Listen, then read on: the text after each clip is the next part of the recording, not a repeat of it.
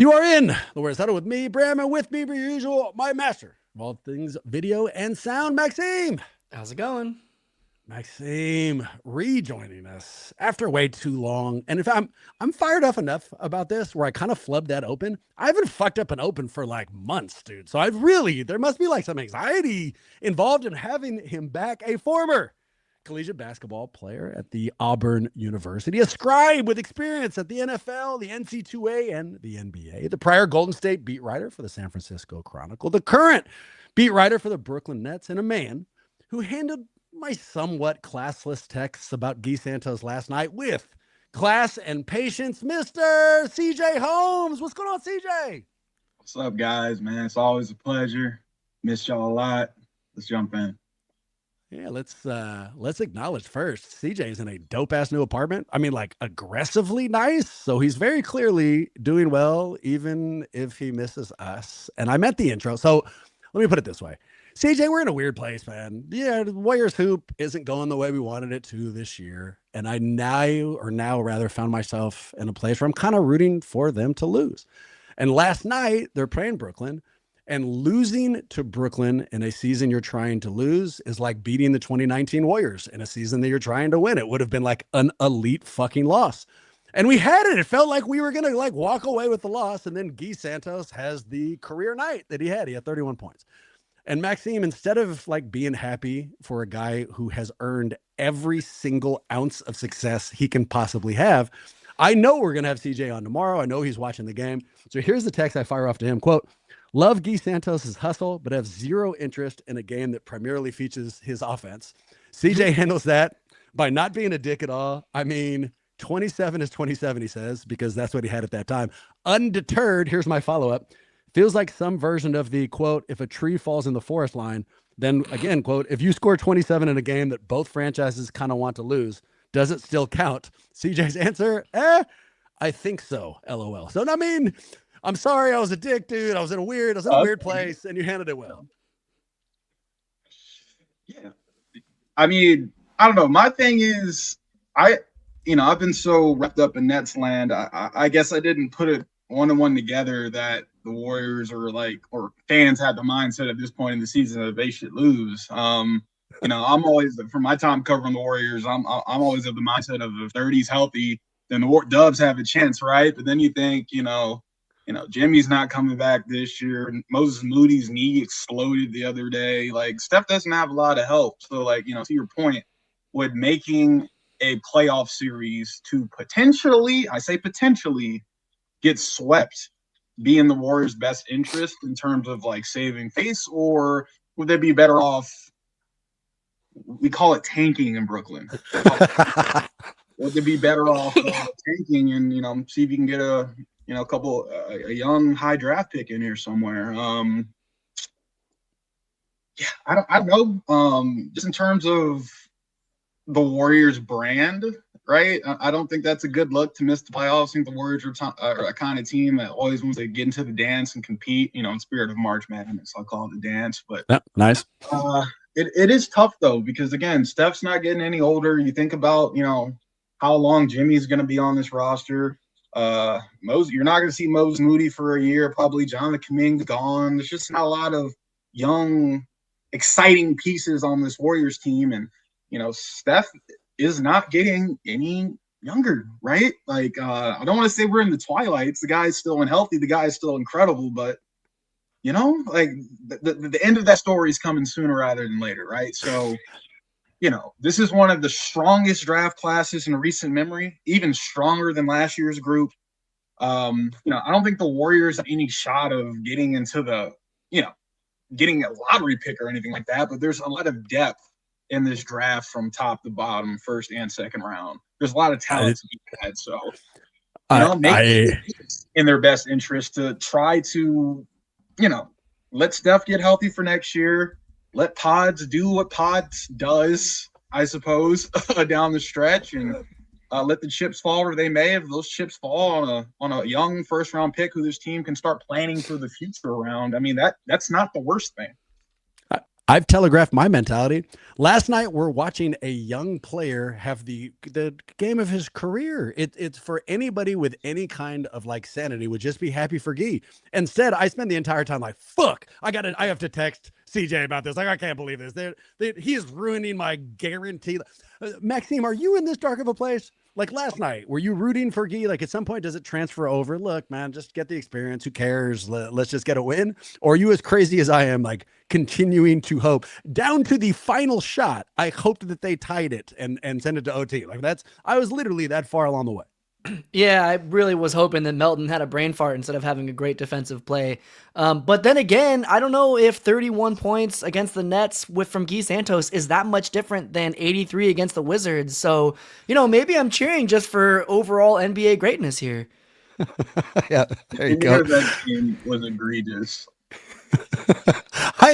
I've heard from a few people they should just let Washington quit. Like Washington's out here fucking hurting people and fighting OKC and giving up 83 points. Like, let's just call it. If it's okay, can we just lose without having a big deal? Oh boy. I've got a bunch of Warrior stuff for you, and I also have a personal question whose help I need. But before we do that, let's look at Brooklyn a little bit. So tough year. Yeah, tough year. You mentioned it, tanking. I think they're on pace for 16, 17 win season, which I've seen, incidentally. I've seen Golden State hit those kind of lows. For you, when did you know this was the kind of year it was going to be? Like going into training camp, did you realize deep draft, they're going to try to tank right from the jump, or is this a surprise? Definitely from the jump, man. All off season, I'm writing about, especially when you take 5 rookies in the first round of the NBA draft, right? How do you think what do you think is going to happen, kind of thing? Especially if they're all getting minutes, which they actually all have at one point or another. They've all spent time in the G League.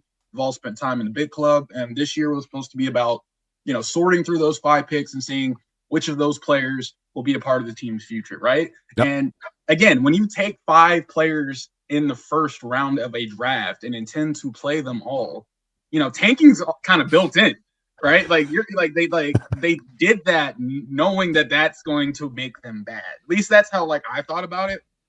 But yeah, heading to the season, you see the the projected win totals. You look at the roster. You knew it was going to be a rough year. What surprised me was Michael Porter Jr. this year. You could say what you want about the Nets record, but that guy played lights out. And I think amongst the all-star snubs, that was a pretty glaring absence, especially when you got Pascal Siakam, who's literally on the worst team in the NBA, made the all-star team, right?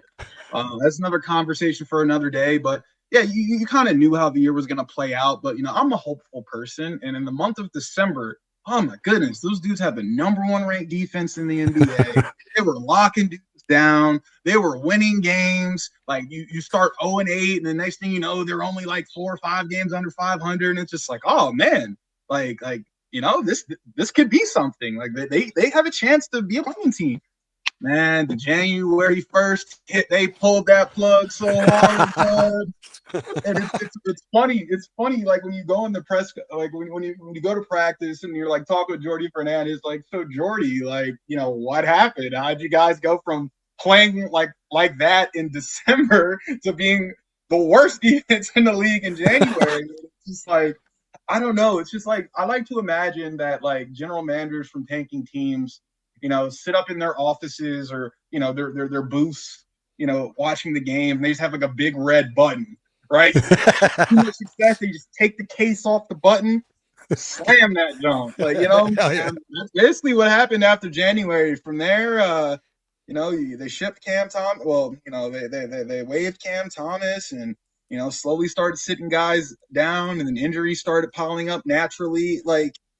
Amongst the tanking teams, and I know I might be a little biased because I cover the Nets, there is no tank more ethical than the Nets tank. That's like a medal of honor in the tanking community is what they're doing. Last night is a perfect example. That is the perfect tanking loss. Yeah. Fuck you. You're just stopping on my feelings.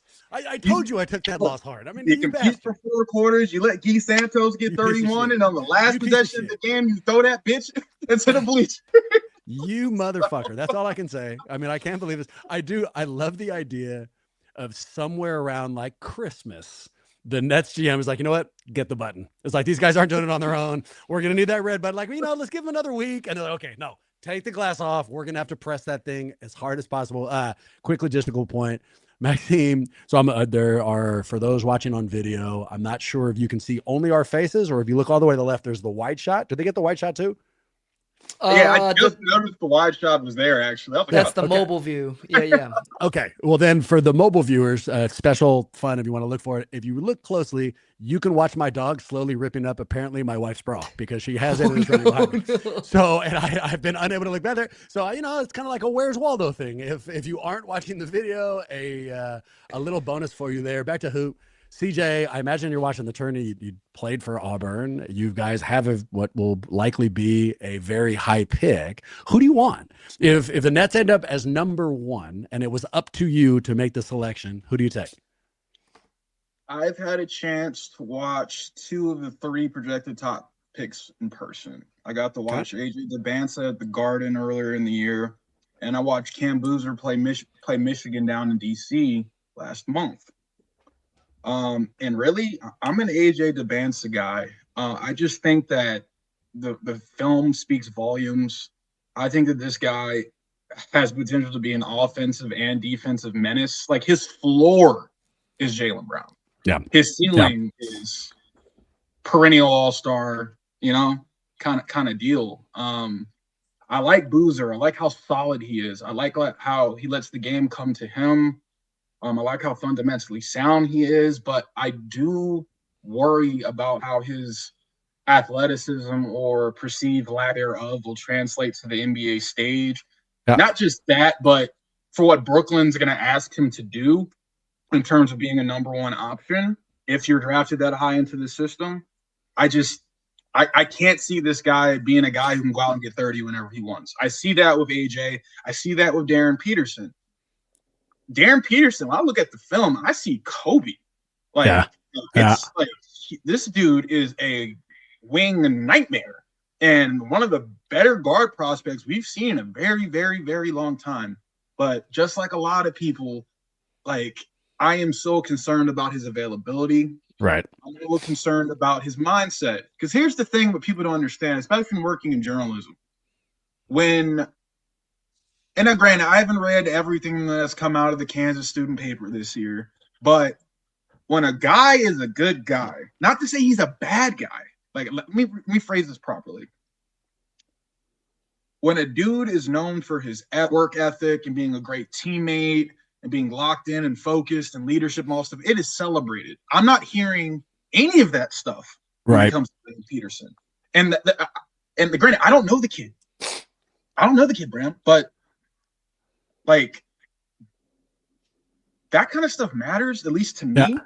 Yeah. And I just haven't heard enough of the right things. You hear those things with AJ, right? Yep. Maybe it's a little double standard. BYU, they weren't expected to go very far in the NCAA tournament. Richie Saunders got hurt months ago. They're happy just to be there. AJ did his thing, dropped 35, right? Mm-hmm. DP struggled in his second NCAA appearance. Kansas did not make the Sweet 16 or do great things as a team, right? So I don't know, man. When you kind of lay those factors on the table, I just think AJ is the no-brainer because he is the most certain thing when it comes to future stardom, right? I think DP will only be as good as DP wants to be. And right now, I just get the sense that I don't know how good DP wants to be. I don't know if he wants it. AJ wants it. Cam Boozer wants it. Between AJ and Boozer, I give AJ the nod. So if the Nets get the number one pick, I think they should draft AJ. But then again, if the Nets get screwed in the lottery and, DP for whatever reason falls to 3 or 4, I think the Nets will happily draft him there. And you can't go wrong. I love that analysis. At the risk of oversimplification, I feel like with DeBansa's game, if you took somebody who knew nothing about basketball, nothing, but then showed them, here, look, someone on here might be the number one pick in the draft, they would pick DeBansa immediately just because of his athletic prowess. You don't have to know the game. You can see it immediately. Whereas Cameron Boozer, you get an NBA scout, someone who really knows the game, sit them down, have them watch a Boozer game. They can explain to you, his fundamentals are unbelievable and what he'll be able to contribute in these different ways. And so it's almost like a ridiculously high floor versus a ridiculously high ceiling, and I can absolutely see the benefit on either one. So the Warriors right now, we have tanked our way into the 11th pick, believe it or not. If the season ended today, we'd be 11. If we don't make it out of the play-in, hey, we've got it. Here's what I'm hoping on, CJ. And you do not have to respond to this in any way so that you don't get any trouble with the league. I hope that the NBA is as shady. No, they're watching you. And I forgot to tell you, Silver watches every game, so every podcast. I'd watch out there. I am secretly hoping that the NBA is as shady as we all thought it was after Cooper landed in Dallas. I hope that they recognize how fucking valuable Steph Curry is, and I hope that they hand Steph Curry a top 3 pick. Maxime, if that somehow plays out and we get the chance, you can take one of these players. Do you have one? Would be great on the Golden State Warriors. That's exactly right. Okay, that's exactly right. So what's your answer there, Maxime? If the Warriors got number 1, we somehow luck into it. Who do you take? Yeah, because we don't have 16 guards on our roster that we have to build around. This is the opportunity to have the Tyrese Halliburton type, right? Like fit a piece in that's going to be great on day 1 as much as possible. Not 2 timelines. This is Steph Curry's timeline, right? So you take the person that is most likely to fit in. I'm a little bit concerned about having another Duke player on the roster because I'm just not a Duke fan. But if Seth is still there, then that's great. They can hang out and maybe the camaraderie will be good. But I will remind everybody that because I think there's been a lot of back and forth on like, what are we talking about? Reddit's up in arms about this idea of like these idiots saying that they're tanking. The Mavs were the 10 seed last year. You can get into the play-in tournament, fall out of it, and get the 1 pick. All right, that's what happens when you have these flattened draft lottery odds. So anything is possible. And so, even if we end up in the 5 spot, I think there's something really exciting there.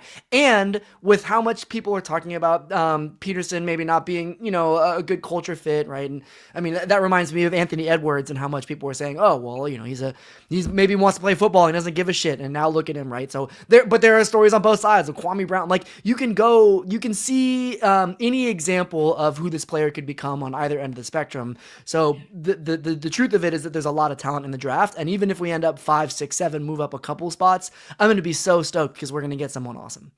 Well, the guy go ahead, CJ. I was saying to Maxime's point, that's such a good point, right? Like you said, people were questioning Anthony Edwards' work ethic coming out of Georgia. Look what he's become. Kyrie Irving was never available at Duke. Look what he turned into, right? Yep. So it's definitely hard, but just I don't know. Like, is Peterson's talent that undeniable where the other stuff doesn't matter, the concerns don't matter? Because Kyrie was good enough where the concerns didn't really matter, right? Anthony Edwards was good enough to where the concerns didn't really matter. So is DP in that category to you guys? I would like to tell you no. Let me start that over. I'd like to tell you yes. When I watched both appearances for Kansas, and that's the only time I've seen him. I have not watched him this year. It was just the tournament that he entered my life. What I wanted to see from him is what we saw from DeMonsa. That second game, all they were doing is double team him throughout, and he still put up 35. And it was an undeniable 35. You saw it coming. That's what I expected to see from Peterson. I thought we were going to see that even if they lost, and I didn't. You saw moments where he got to the rim kind of at will, where he was hitting the 3. I can see the statue in the stone, but it wasn't as like, oh my God, of course, this is what's going to happen as what I thought with DeMonta. I'll throw another name in here, and this is not for the lottery for the Warriors, but more if we end up in that 10, 11, 12 slot. The kid from Michigan, and I'm going to fuck up his name, Yaxel Lundenborg, but he's ready right now to contribute. I like that he's kind of older. We don't give a shit if he's 24. So if that happens, that's a piece. That's a piece that we can immediately plug in, which I'll use as a transition. I got some more questions for you. So this won't come as a shock. 99% of Warrior fans are already looking at next year. And when I'm at a bar, or I'm talking with friends, the way that conversation translates itself, the way that like we can watch this year, but pretend we're watching for next year, is we look at the players on the roster now and figure out, okay, well, could these guys help? Are we building experience? Is this going to be something that's really valuable next year when everybody comes floating back? So with that as a backdrop, here's our segment. I'm going to give you names of people on the roster now, or names of people they might add to the roster. I want your initial impression, because we're homers and we've been locked with these guys too long. You're coming off an evening. You just saw them last night. I'm going to ask your impression, and I have a couple follow-ups, and we'll start with my very good friend Gui Santos. So I've shown that maybe I'm a little bitter about the success he had last night, but it's undeniable. 31 is 31. Your first impression of Gui Santos. What'd you think? Obviously, I was on the beat when Gui got drafted, and I just think and they were talking about it on the broadcast a little bit last night. I just think it's so incredible how he, came into the NBA without a contract, worked his way up from Santa Cruz, and put him on the two-way, graduated from the two-way, so now he's scoring 31 points in an NBA game. I just think that's an incredible story, an incredible rise. But that said, that is not who Gui Santos is, right? So, the point that I was trying to make to Bram last night when we were texting is, as a fan, you should sleep well at night knowing that he is capable of doing that. But obviously, if he is doing that, then there's a lot of shit going on roster-wise, a lot of things going on that might not seem right? But to know that he has it in him to go out there and get 31. Now, granted, he's playing against, Channing Johnson and, a bunch of two-way guys. But 31 is 31, right? It's great that he's able to do that. It's good to know that he can step up when asked to, because that, Sure. That might seem like a throwaway thing now, but, say like Draymond goes down or something happens, he's going to have to step up in a very major way. And it should bring you guys peace knowing that he has that in him somewhere. Here is my rosiest and ridiculously optimistic view on what happened last night. And it's an unfair thing because it was one game. But I've mentioned I go too fucking far back with this team. I've watched a lot of lost seasons. Way back when, in a lost season, Gilbert Arenas was a very young player. Was a very young player for Golden State. And they started playing him at the back end of the year, and he started putting up numbers. He went from nothing to 15 and then 18, and he started scoring regularly above 20. And when it was happening, I was thinking, it's bullshit. He's a bench player. It's just usage. He's just getting opportunity. Fast forward to where we are now. I now know that he was an elite fucking scorer, and that he just needed the opportunity. And so I'm not that. You remember my text. That's not where I think Gui Santos is going, but I've misunderstood early success before. So maybe I'm misunderstanding this early success. I'm going to ask both of you this. Maxime, take us first. Would you? He's been around the team for forever. At this point, forever. Unexpected success. I shouldn't say early. Fair enough. Yeah. And you spiked my first question, and it was very nicely handled. My question of what's your first impression? The beginning of your answer was, well, I was on the motherfucking beat when they entered him on this team. So you can take your first impression and shove it right up your ass. That was nicely played by you. Maxime and then CJ, would you trust Gui Santos to play 10 minutes, just 10 minutes in a playoff game? Sure, yes, but I think if we have him playing 10 minutes in a playoff game, that's a first round exit. I think that what that says is kind of more to CJ's point. We're not at the point yet where I'm handing the keys to the offense to him in a playoff setting. I think you have, let's face it, a bottom of the league team in the Nets that he's putting up 31s against. So that's, it's still an NBA team.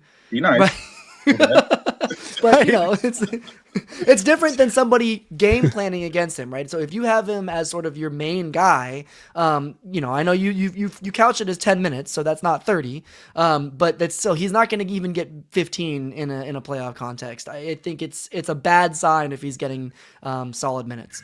CJ, is it fair to say that Maxine's answer was, yes, I'd play him 10 minutes in a playoff game if we wanted to lose? If we wanted to be on the first round loss. And like I said, I haven't been watching Warriors basketball as closely as I used to, but, I know that Steve Kerr said recently that Gui Santos is one of the team's most important players, even when they're healthy.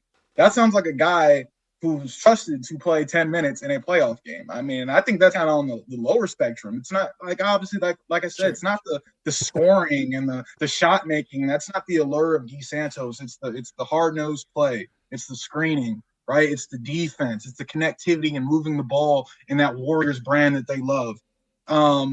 Yeah, I think he's been around, he's been in the system long enough where I think he can absolutely be trusted to play 10 minutes Uh, or more in a playoff game. Factor this under Bram's a hater, and to be fair, I am. I mean, 100%. I'm a hater. If my daughter has easy homework, she's in 5th grade, and they do those things where you connect phrases, whatever the word in Spanish, hola, you got to find hello on the other side. If you showed me the Steve Kerr quote that said Gui Santos is one of my most trusted and important players, the thing I would find on the other side is lost Warrior season. Like shit's not going well, dude. Like we're not speeding towards the Western Conference Finals. So you think at full health, Gui doesn't have a role with you guys? The team at full health right now, Gui doesn't have a role? I think he would not have a playoff role with us. If we are in a playoff game and it's must win, and I don't think that when they were sitting down as a coaching staff, scratching out how would we like the minutes to be allocated, we got to fill 48. I don't know if we hand it to Guy if we're a championship team. If he ended up going in there, if it's an injury scenario or Draymond gets a double tax, like something like that, then the experience he's developing now, like, yeah, man, his energy and defense alone have me fired up. But he's still one of those dudes where you're super excited when he scores because you don't expect it. It's a fun story. It's not a story that's speeding you towards success. Last Gui Santos question, over under 15. Do you think he'll score more or less if it's in a game that Steph Curry is playing his full complement of minutes in? Less. Yes. Yeah. And to be fair to him, that's not what he'd be in the game for. It's the rebound and the hustling and everything else. All right, enough picking on Gui Santos. Let's turn to somebody the rest of the Warriors fan base has been picking on all year, Brandin Podziemski. CJ, weird player for us out here. He's had a fine year, and what they're paying him, he's still on his rookie deal. So his actual numbers and his production, I think, are commensurate with what they're paying him. He's doing fine. But he's also had these wild off-court quotes. He said things like, I want to be better than Steph Curry.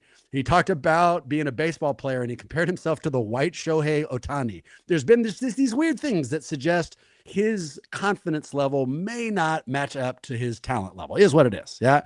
You're not held back by this other bullshit or the quotes he's been giving, but you're a good basketball talent evaluator. You watch Pods play. What do you think? We love some irrational confidence, man. We love that basketball, right? And that's why the Warriors love Pods. Like, I remember because it was the same reaction when he first got drafted. It was like kind of the same when he first got drafted. It's like you're watching these practices and you're seeing like a lot of rookies are kind of timid when it comes to like interacting with the vets, let alone stepping into a team with all these future Hall of Famers. And Pod's just like, stepped onto this team like he's been doing his whole life, and you love that. And that's what the Warriors love about him, his confidence. Can his mouth get him in trouble sometimes? Like, I mean, sure, right? But I think for the most part, I do think he's developed properly. He looked great last night against the Nets. I know it's the Nets, but he looked great last night against the Nets. He was, you see the development in his game, him learning how to play with the ball in his hands, the shot making. You've seen the development, through the years.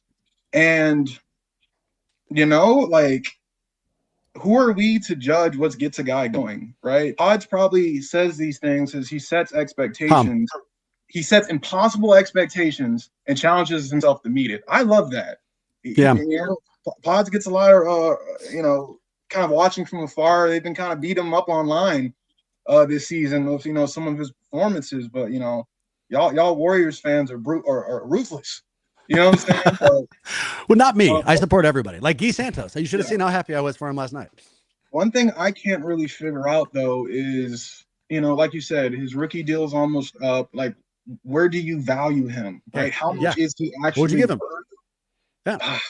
I don't know. He said he wanted like 30 annually. They haven't. So we there's no actual figures that have been thrown out there. Yeah. My guess is, Kuminga just got 24 per year from the Warriors, and a only 1 year guaranteed. The second one was a team option. If I am Pods' agent, that's probably somewhere around like that. I'd use that number as a starting off point, but I'll give you a different one. Over under 18 million. 18. What do you think his ultimate contract looks like next year? Be like 18 to 22 range. maybe Take the somewhere over? in there. Yeah. Yeah, I take the over, but like slightly though. Yep. Slightly. I think the Warriors are going to take care of him because he's one of their homegrown. So I do think they're going to take care of him, but I think they also understand that Pod still has steps to take in his development, especially when it comes to efficiency. Yep. And I don't think they want to handcuff themselves to that much, to too much money, in case he doesn't put in the work necessary to, maximize his potential as a player, right? Yeah, sure. I guess an argument could be made that they just went through something similar with Kuminga, right? But one thing is I do think Pod wants to be a Warrior. I don't think he's crazy enough to believe that he can go to any other team in the league and have this kind of role, because Pods is kind of a player like tailor-made for the Warriors system, right? I can't imagine Pods in a Bucks uniform. I can't imagine him in a Orlando Magic uniform. Brandin Podziemski is a Golden State Warrior, right? Yeah. And I don't see his ego or perceived ego getting in the way of that. I think whatever number the Warriors want to bring him back at, I think that's going to be what he sells for. I can't see this turning into I deserve more money. I need more money. Pods knows where home is, and that's Chase. I love this answer. So, Maxime, all right, I want you to pretend, let's say Felix, your son's a little bit older. I don't know, 7, 8, it's a little bit older. And he hears the response. CJ knows fucking talent. He covered the Warriors. He knows the system. And he hears CJ say, look, this dude wants to be here. He fits their system perfectly. Then Felix looks at the numbers, and the numbers are okay. They're not like unbelievable, but they're not bad. I mean, he's going out there and he's genuinely delivering on a night by night. And then finally, Felix looks at social media, and he just sees Warrior fans just pissing on him. I mean, just constantly. There's an anger that's associated with it. And finally, he turns to you, Dad. Why? Like, what do you attribute this anger to? Why? Where is this coming from? How would you explain it to him? What do you think is happening? Mainly, I think that Pods is being asked to play a role that is really not ideal for him because of such a condensed roster due to injury, right? Like, asking him to be the point guard is a little bit too much for him at this stage of his career. But if you sort of slot him back into where he should be as sort of a small shooting guard, it's very valuable that he can do things at both ends of the court, even as a small guy. Taking charges is a really nice big deal, and that's something that scares opponents when they're off on the offensive end, as in it makes them think twice. I think there's also a lot of animosity against Kerr, especially when both you're in a losing season, but also when you have to kind of allow the Kerr offense to go through more permutations over the course of the season because he's such a great postseason coach when things tighten up, and he's tried so many different lineups and strength in numbers and all of that. You have a lot more variance over the course of the season. And this is CJ's point exactly, is that Pods is a high variance player like Steve Kerr is in a high variance offensive system in the regular season. Then things tighten up. And there's an irony to that, which is that I do trust Pods in the playoffs more than I trust Gui Santos.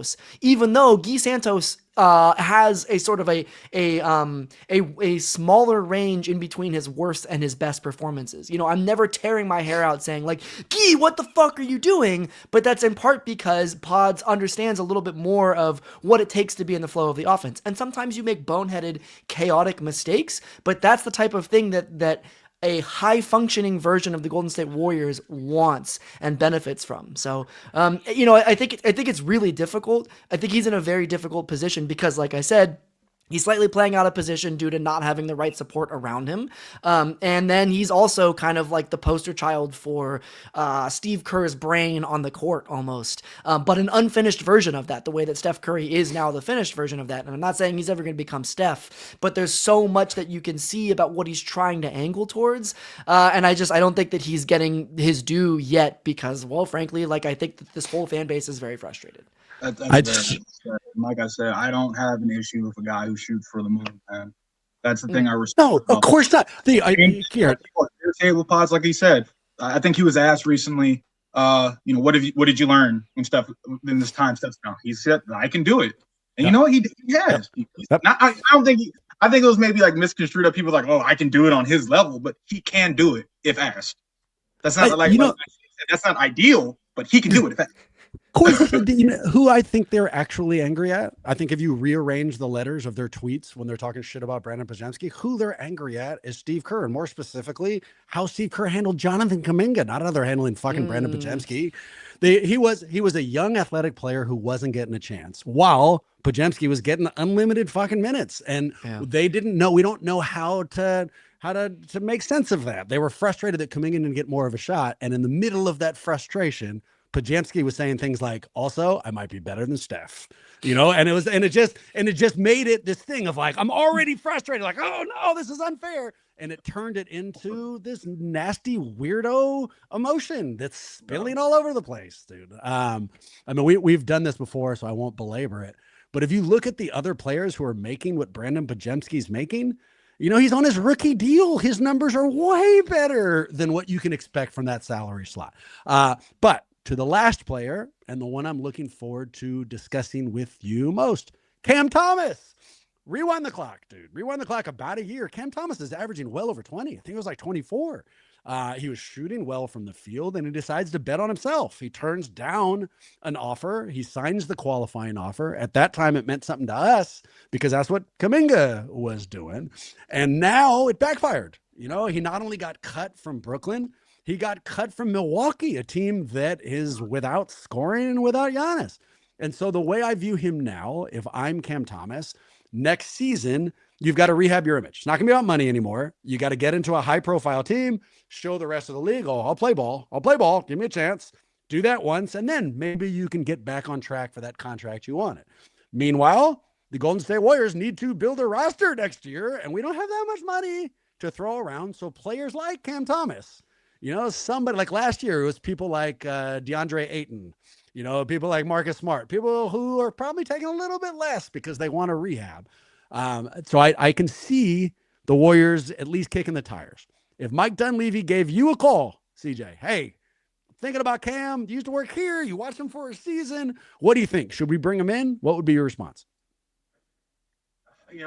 Obviously is, given I came from that beat to here, that was always a question that I had in the back of my mind, how would Cam perform in that Warrior system? And the thing is, like, it's got to be one or the other, right? Either the Warriors have to accept who Cam Thomas is and let him play his game accordingly in whatever reserve stretch that is and live with the results, or obviously Cam has to buy in to what the Warriors are doing, right? Because that kind of seems to have always been the issue with Cam Thomas, right?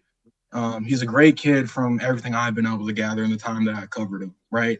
He is an extremely talented scorer, but there's something about Cam Thomas that's going on in the locker room, in practice, that is rubbing teams the wrong way. It's very clear now. I don't know what that is, but that honeymoon phase in Milwaukee, like I was, my jaw was on the floor when Deshaun sent that tweet out because he got there, he was putting up points. You see the Bucks social team putting videos. Oh, I get buckets. Cam Thomas, the Nets didn't believe in me, and he was backing it up. And then to see minutes start dwindling, the production start dwindling, and now he's gone.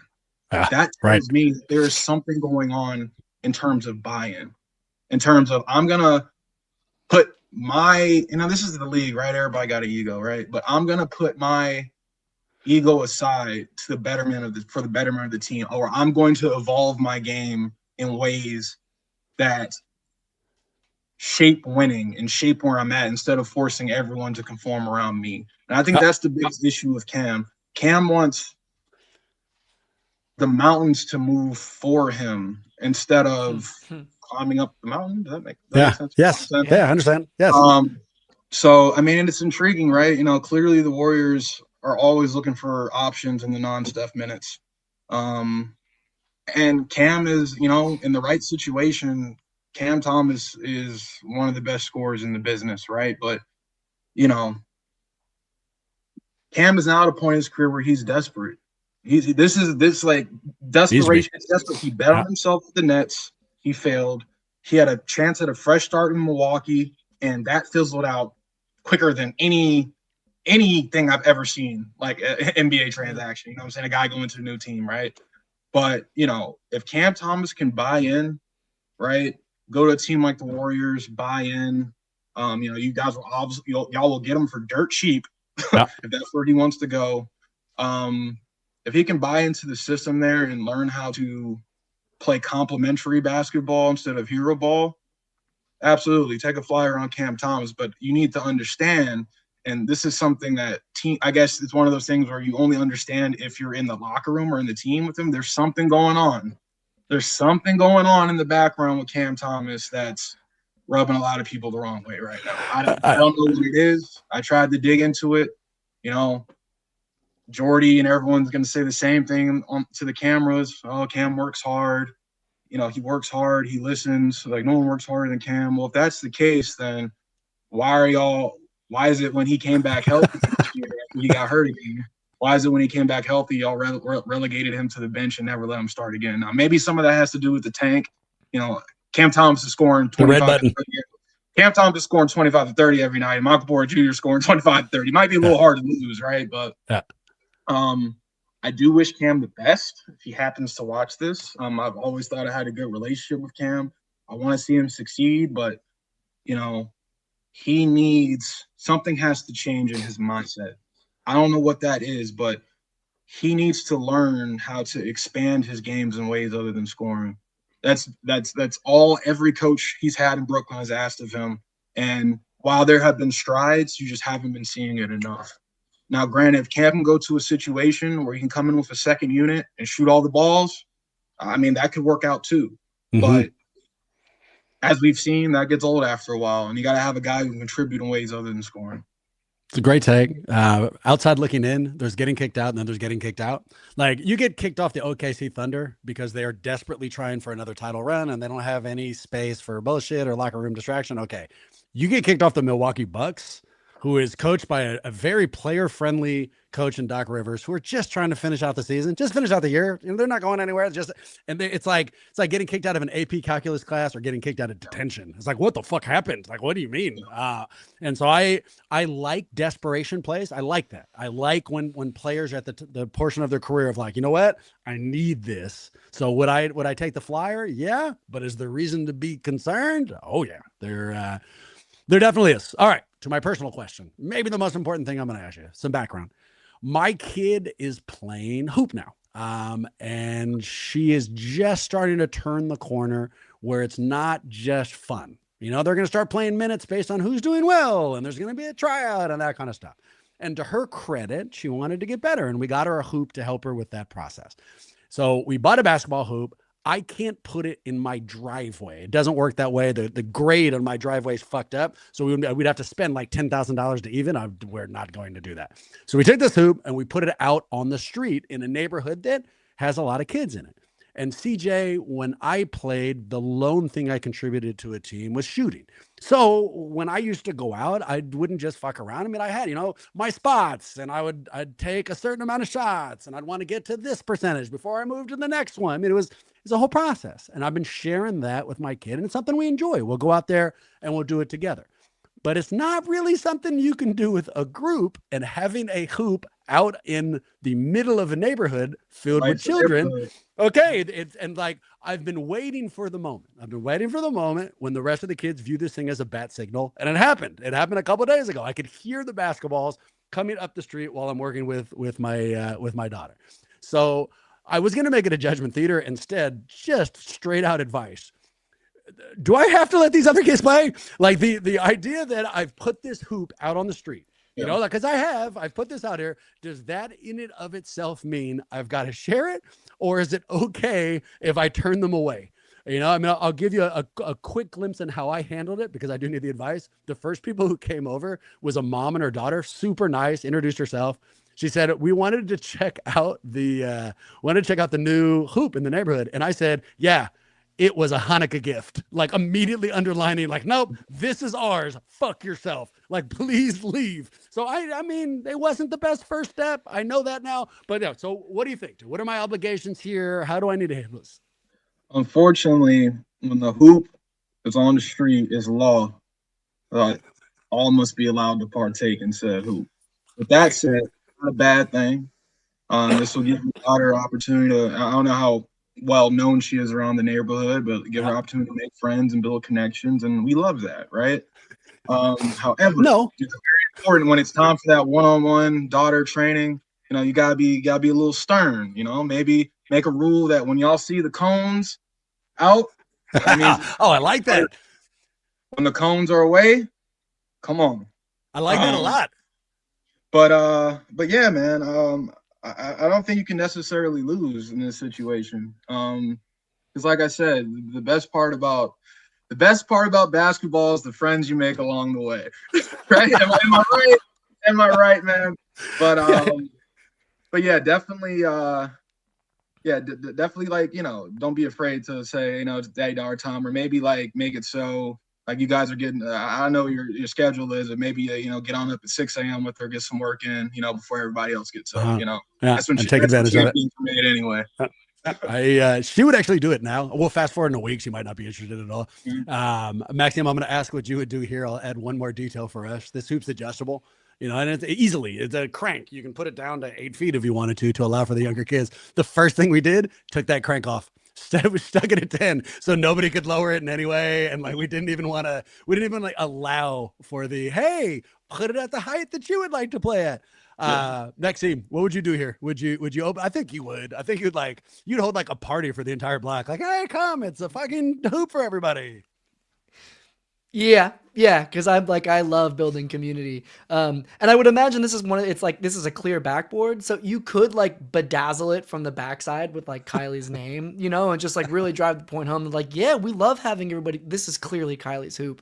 But what this reminds me of, I was talking to a friend of mine, who's a chef, and he was saying anytime somebody in the Bay Area opens a new restaurant, like you just got to give it 18 months before you have any idea how that restaurant's going to do, because it's got to go through the hype cycle. Everybody's going to come check it out. And then after 18 months, you start getting the regulars. And I'm not saying you have to wait 18 months. There's a different period for basketball hoops put in public places, but I bet it's like 2 months or something, right? Where you get all the kids that are excited about it. And then they're going to be like, yeah, but actually this new video game's more fun. Like, actually, I'm into baseball, whatever it is. And then you sort of winnow out the people that were there for the hype, and then you're just back at it. So, you know, I love CJ's idea of putting in the cones. I think at a certain point, you're going to see the kids that are like, I'm into this. And that's actually for the benefit of your daughter, because they're going to start pushing each other because they want to be there to hoop, not just because it's the cool thing to do in the neighborhood. I'm going to take both of your advice. I'm going to put cones up around the hoop, and I'm going to buy a bedazzler and bedazzle go away on the backboard. So it should be pretty solid. I don't know. We'll see how it works out. A continuing story. You know, I'll give you guys updates as information warrants here. CJ, we missed you, man, for very good reason. Would love having you on every time. This was certainly no exception. For people out there who need way more CJ Holmes in their life, where do they go? Come to New Jersey. I'm lonely. Damn. No, but seriously. You can find me on Twitter at Homescribe, and if you're interested in my life, and you can find me at CJ Holmes 22 on Instagram. Boom. There you go. You know where to find us. I'm out there apparently preventing my kid from making very valuable relationships on a day-by-day basis. We're also on social media, mainly Twitter and on YouTube, where both Maxime and MT continue to do incredible work. With that in mind, go Warriors. And hopefully we'll see you real soon.